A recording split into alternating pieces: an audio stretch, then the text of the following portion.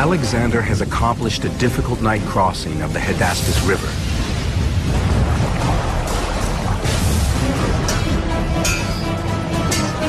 He's defeated a small Indian advance force.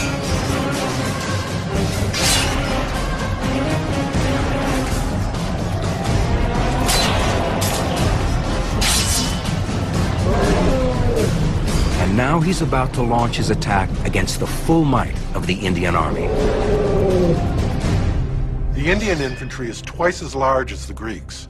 Alexander knows his strength as cavalry, where he outnumbers Porus 4-1.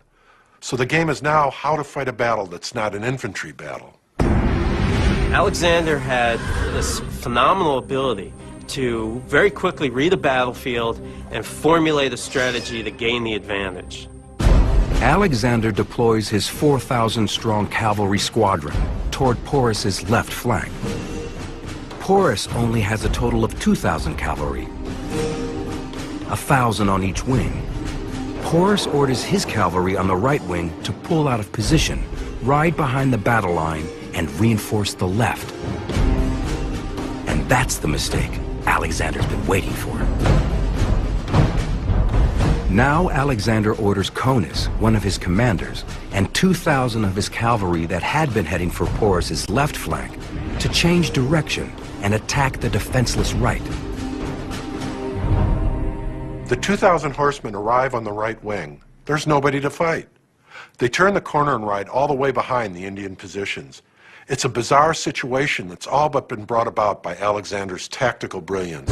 As Conus and the 2,000 cavalry ride behind the Indian lines, Alexander orders his horse archers to bombard the Indian cavalry with volley after volley of deadly missiles. Alexander then leads his elite brigade of 2,000 cavalry on a furious ride, swinging wide right and out past Porus's left flank. What Porus does is he did what any commander would do. He tries to extend his left flank. So he takes his left wing and he says, redeploy further to the left, which means they come out of their positions, they turn in column of march, and they begin to move out to the left to prevent the envelopment. As the Indians begin to march to the left, and with Conus also on the move, Alexander changes direction again.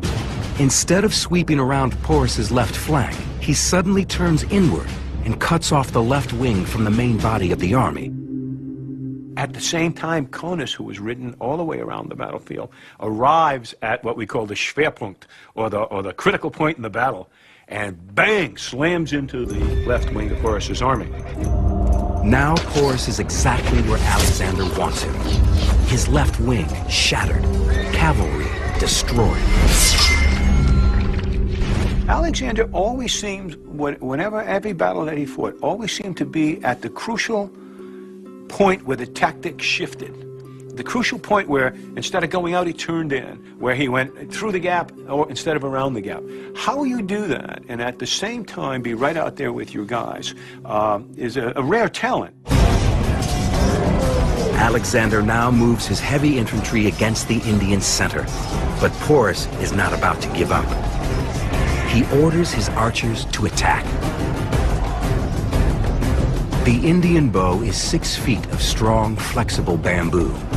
To extend it fully, the archer must anchor the bow in the ground and steady it with his foot. Tremendous size gives it unparalleled firepower. Its arrows with sharp bone or metal tips can penetrate any armor. But because of the weather, the archers are ineffective.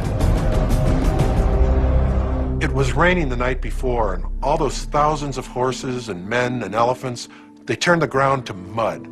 The Indian army wasn't used to fighting during the rainy season. Its archers couldn't anchor their bows. Huge blow to Porus.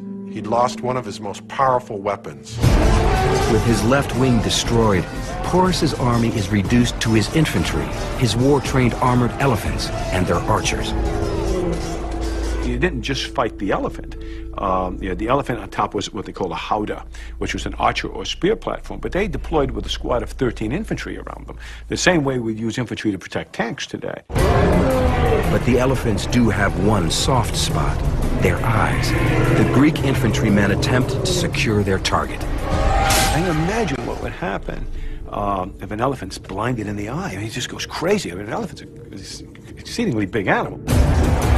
Through the chaos, Alexander pummels the Indian center and pulverizes its flank. Despite being trapped in a deadly two-sided attack, Porus fights on. The center is collapsing on itself into a giant gaggle of 10, 12,000 men, animals, chariots, donkeys, horses, whatever, and it literally can't move, and the infantry is pressing against them. The cavalry is pressing from the side. In these kinds of battles, as long as you're maneuvering on the open plain, you don't take a lot of casualties, but when you close into close combat, it gets horrifically bloody because you can't maneuver. You can't even run away. I mean, the problem at the Battle of Hydaspes was you couldn't get away. Brutal man-to-man combat, animals hacked to pieces. The Battle of Hydaspes turns into a gruesome massacre. Alexander and his Greek killing machine are destroying the Indian army at the Battle of the Hydaspes River. Alexander commits what's left of his cavalry and orders it into a circle around this mass of quivering, frightened men. Porus's army is caught in a death trap. It cannot maneuver. 10,000 human beings pressed by another 8,000 human beings in a cauldron of slaughter.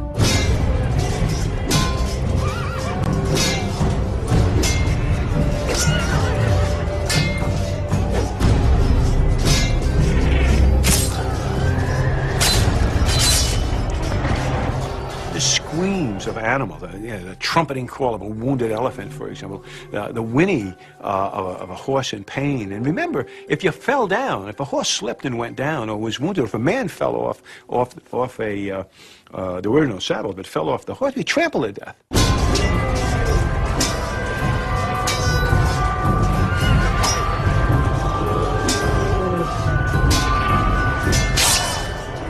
Human beings being stabbed, being hacked at. The noise and the screams in the battlefield becomes quickly covered with blood, gore, and entrails, pieces of human flesh. And the smell. The smell, the smell, the smell. I mean, you know, elephants, when they're wounded, like many animals, defecate. And you can imagine that as well. The noise and the smell and the human horror, absolutely terrific.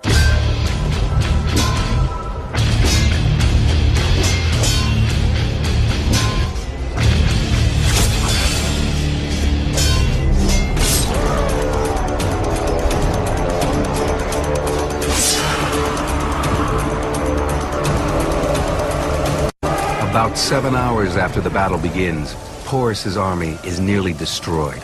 But Porus himself survives. They're not completely destroyed, but probably 3/4 of the army is killed. Porus himself, badly wounded, continues to fight on. Alexander admires Porus's bravery and determination to keep fighting in the face of certain defeat. Alexander recognizes in Porus a kindred warrior spirit. He doesn't want to kill the man he's grown to respect, so he sends a messenger to call him for a meeting. Greek historian Arrian records the conversation. Alexander was the first to speak. "What," he said, "do you wish that I should do with you?" "Treat me as a king ought," Porus famously replied.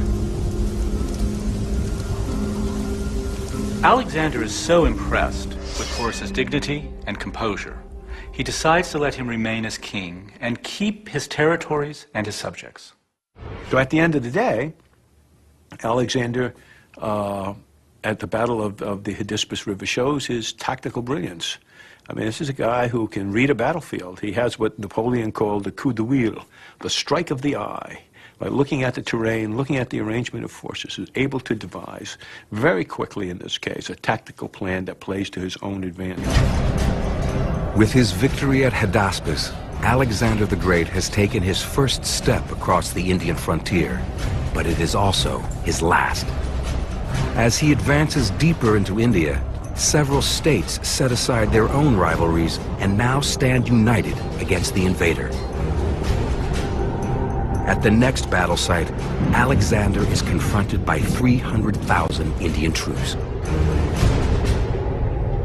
In attempting to conquer India, you get the feeling that perhaps Alexander's strategic intelligence analysis was not as good as it had been in the past, because any reasonable view of what was going on in India at the time would have led you to the conclusion that this would be an almost impossible military task for what amounts to a small Greek army. By now, Alexander's men can see that their leader's quest has turned into a suicide mission. They've been fighting long and hard, and mutiny is in the air. He tries to rally them to keep going. He's inspirational, his troops are loyal, but they've just had enough. Alexander, always attuned to his men, ultimately surrenders to the will of his troops and heads south, returning to Babylon in modern-day Iraq. But his eastern adventure may have cost him his life. The best guess is that he died of malaria in Babylon, where history says, or at least the texts say, because he was considered to be Pharaoh of Egypt.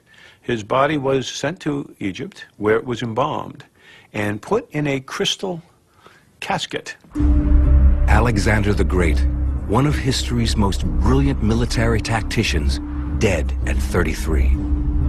The conqueror of much of the known world, his record and his leadership skills still stand as the inspiration for great military minds throughout history.